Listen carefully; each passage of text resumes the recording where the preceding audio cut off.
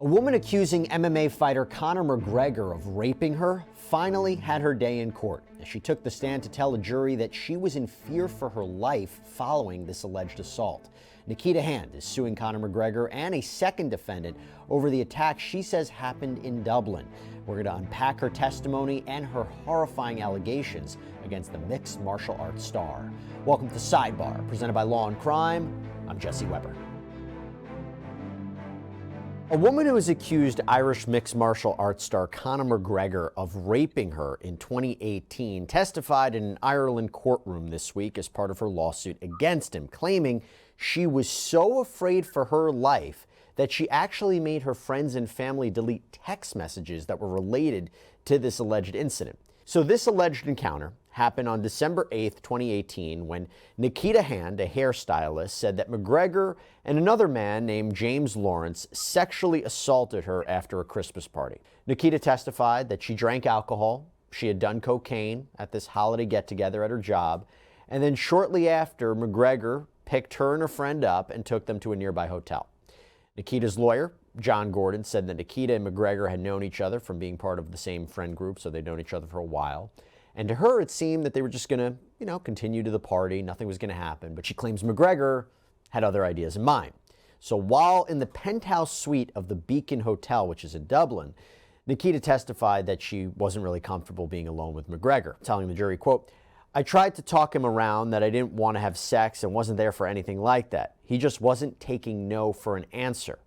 Nikita testified that McGregor forced himself on her and even used violent measures to effectively trap and harm her. She said, quote, "He pinned me down on the bed. I held my hands to my chest. He put his body weight on top of me."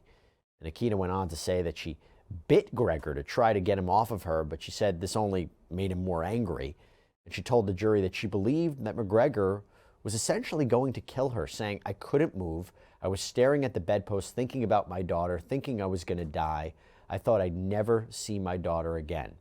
She basically says that Conor McGregor pulled off his clothes and raped her. Now, she claims that when she woke up, she apparently texted her partner saying that she was enjoying herself, but she said she really just did this to try to keep him from worrying about her. Hey, so I want to take a quick minute to thank Upside for sponsoring today's Law&Crime YouTube takeover. So Upside's awesome. It is a free app that gets you cash back on gas, groceries, food. This is real cash back. It's money that appears in your Upside app that you can then transfer straight into your bank account. It is so simple and easy to use. Look how I did it here. Once you have the Upside app, you claim an offer for whatever you're buying. You pay as usual using a debit or credit card. You follow the steps on the app and you get paid. And you can use Upside at all different kinds of places. And to find out how much you could earn, click the link in the description to download Upside or scan the QR code on screen and use our promo code LC Takeover and you'll get an extra 25 cents back on every gallon on your first tank of gas. So going back to the issue we're talking about now, there's other evidence that we have to get into that was brought into this case that weighs into whether or not this is a credible story. And I want to break down the different aspects of this. And to do that,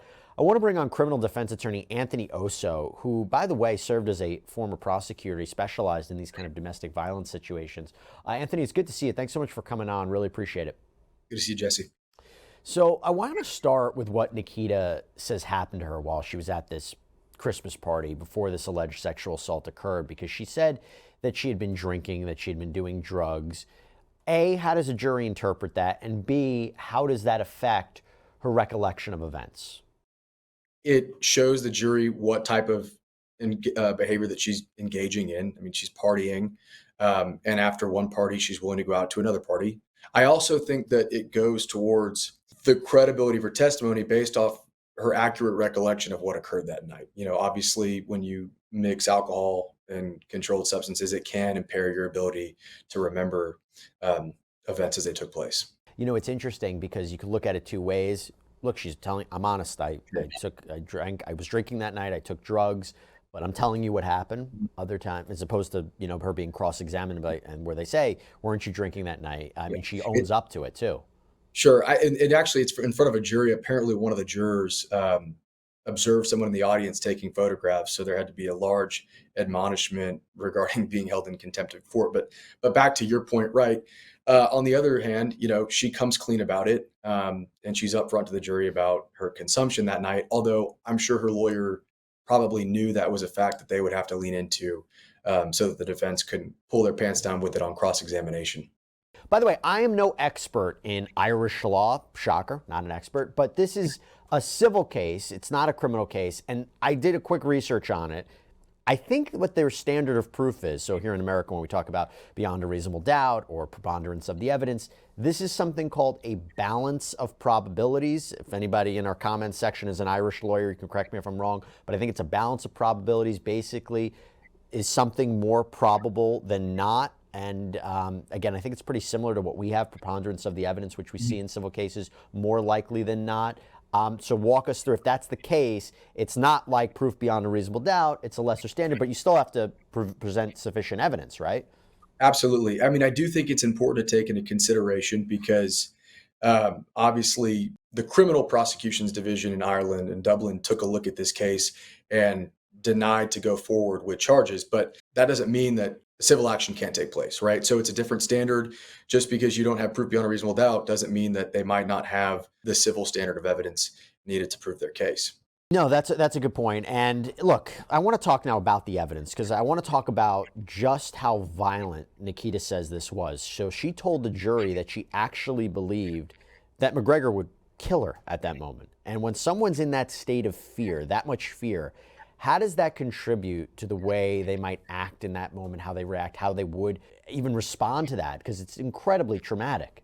Sure. What we talk about in sexual assault offense is how victims will react. There's fight, there's flight, and there's freeze. And not every person reacts the same. So in the event that what Miss Hand is saying is true, and she really was in fear for her life, her being compliant with the demands of Mr. McGregor, her fear of freezing up, not fighting back, not telling people immediately what happened, isn't an uncommon response when going through something like this. And she says later on in that night, and this is something I referenced before, but I'm going to amplify it now. She says that she was allegedly sexually assaulted again, but this time by McGregor's friend or associate, James Lawrence. But the thing is, she shockingly said she did not actually recall that this happened at all. She says she only learned of this when she reported the attack to the police at a later date and was told that Lawrence had admitted to having sex with her on the same night. And what's interesting about that is the jury actually got to see CCTV footage of McGregor leaving the hotel alone, and then Nikita and Lawrence were still there, and Nikita apparently had no recollection of this, but the footage, there's footage of her and Lawrence, I guess, struggling inside of an elevator that was shown in court, and then later on there's footage of maybe them kissing and her arms are around him. What do you make of that? Well, I think it's going to cause major problems for the plaintiffs in this case. I mean, she's reporting to the police 2 months after this sexual assault takes place, specific allegations of the alleged rape by Mr. McGregor, yet she has no recollection of having sex with the second defendant in the civil suit. And it's only after the second defendant said that he had sex with her and she's shown the CCTV footage, she then includes him in her petition as well. I think it calls into question her credibility and her recollection of what happened that night. I'll get into that a little bit more about what the footage shows, but there is a possibility that someone might not remember something like this, right? No, I mean, that's absolutely a possibility. Again, but I think you have to look at the fact that she had a full recollection of what she's alleging Conor McGregor did and no recollection of what the second defendant did, Mr. Lord. Let me ask you about this. So another witness testified, Dr. Daniel Keene, who's both a gynecologist and a forensic examiner, and he testified that when he saw Nikita, she was shaking and crying. He observed several injuries on her body after this alleged attack. That has to be strong. That has to be strong corroboration. Absolutely. I mean, that's some of the best evidence they have that she went to get medical treatment and that there are injuries that corroborate her story. Oftentimes, I don't think delayed outcries in sexual assaults are uncommon. You see them because there's so many barriers to disclosure. But the fact that she went and sought medical treatment, that there were injuries consistent with her story, it's strong evidence for the plaintiff. Now, when she was questioned by McGregor's lawyer, they kind of pressed her on why she would have had her family and friends delete messages, to which she insisted she just was being paranoid and she was initially afraid to press charges against a celebrity like Conor McGregor. And Anthony, I think that's important here because McGregor's defense, as we're going to get to, they spent time really questioning her on whether she actually told anyone at all that Conor McGregor had raped her. So how significant is it that she didn't have any digital footprint of this incident, despite claiming that she did tell people what happened to her? I think it's important. I mean, I think people are going to want to know whether you complained or made statements about it after the fact. And if you're saying that you did, and you're saying that you sent text messages and those text messages no longer exist, again, the defense is going to hang on that to call into question your credibility and try to make this sort of a he said, she said type of allegation. The other way of looking at it is, imagine all this is true. She was in fear for her life. She knows how violent he is. I mean, again, taking it as true, he is one of the most renowned athletes in the world. That power, we talk about it all the time with Sean Combs, the power, the influence, that can affect somebody's ability, whether they come forward. That can affect somebody's ability to delete evidence. I mean, there's something about that as well. Sure, I do think so. I mean, especially when you go to Ireland and you're in Dublin, McGregor's, I imagine, quite a force there. I mean, he's a force all around the world. So there definitely could be that pressure. I do think that in 2024, in the day and age that we're currently in, that it's more acceptable to come out against athletes and against those societal and sort of celebrity pressures that have prevented people, sexual assault victims, for decades leading up to this point from coming out. I want to get into this part where McGregor's attorney is pressing her, questioning her on her recollection of who she said actually had violated her. And this is how the questioning went. You don't remember that you told your manager you woke up and two bodyguards came into the room and you thought you were going to be gang raped and you ran off because you thought you were going to be raped by a security guard? Nikita apparently said she couldn't recall because she said she was all over the place. She did, however, say she was certain it was Conor McGregor. And Nikita alleged that when she left the hotel after this incident, she went to her manager's house to drop off keys to the salon, but she claims she did tell the manager it was Conor McGregor who raped her. So what do you make of the defense's assertion here of a completely different set of events? I mean, in your experience, is there, I don't know what the appropriate term is, but if someone knows they're attacked, but they get wrong who the attacker is, and they place that face on somebody else, is that a real thing? I think, again, this all goes towards credibility, Jesse. So, I mean, you can see that happen. I think that in addition to getting the wrong face, I think that the way that she alleged to the manager that the sexual assault went down, or at least the defense's version of events of what she said, is far different from what she told the police later on in January. And I think it's different than what surveillance videos are going to show was taking place on the night of the alleged sex assault in question. Let's talk about that, because this key moment came up in cross-examination when there's this CCTV footage showing, or apparently showing, Nikita and Lawrence in the basement of the hotel. They apparently have their arms around each other. Nikita had even kissed him on the cheek. And when accused of falsifying her story, she apparently breaks down on the stand and said that the CCTV footage cannot change what she says happened to her inside of that hotel room with Conor McGregor. But remember, this CCTV footage is what, right after this alleged attack and after he had left the hotel. And Anthony, I'm curious again what you think about that, because, you know, why do you think she didn't leave? If she was truly afraid, why would she be with this guy? Again, is there a way for her to explain this that would be credible? Right, Jesse. Yeah, that's a good question, because there's what I think and what I would argue as a defense attorney. I think I look at this in the lens of what I would argue as a defense attorney, and I think that we know that Nikita Hand had a boyfriend at the time. She had a daughter at the time. I think that they were living together. So she's got, and we know that she went to the hotel room consensually. So I think if I'm the defense attorney, I'm probably putting pressure on her and arguing that she doesn't want her boyfriend to know that she voluntarily went to a hotel suite with Conor McGregor and the other defendant, and that this might be some sort of money grab type of case. So, but to say that that's actually what was going through Ms. Hand's head, I don't know, because I wasn't there. But that's what I think the defense will likely try to argue. And something that Conor McGregor's team is really pushing forward with, and you see this also here in America, is if this really was a crime, if this really was a rape, why wasn't he arrested? Because it's important to mention here, this is a civil lawsuit against Lawrence and McGregor. They both deny the allegations. They claim everything that happened, was consensual. But McGregor was the subject of a criminal investigation at one point, But the director of public prosecutions in Ireland decided in 2020 not to press charges, saying there was insufficient evidence for what is called a reasonable prospect of conviction.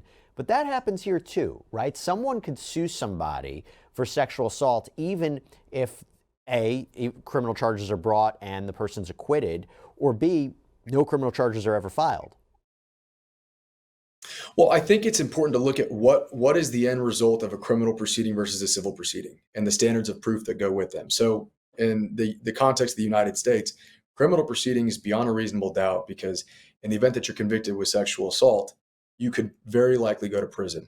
So the civil standard doesn't require as much proof because the ultimate end game there is a judgment for money. And so I think that the law recognizes that the level of certainty that's required to get that verdict doesn't need to be as high, because having to pay damages to a victim is probably less of an encumbrance on a person than having to go to prison in the event that they're innocent.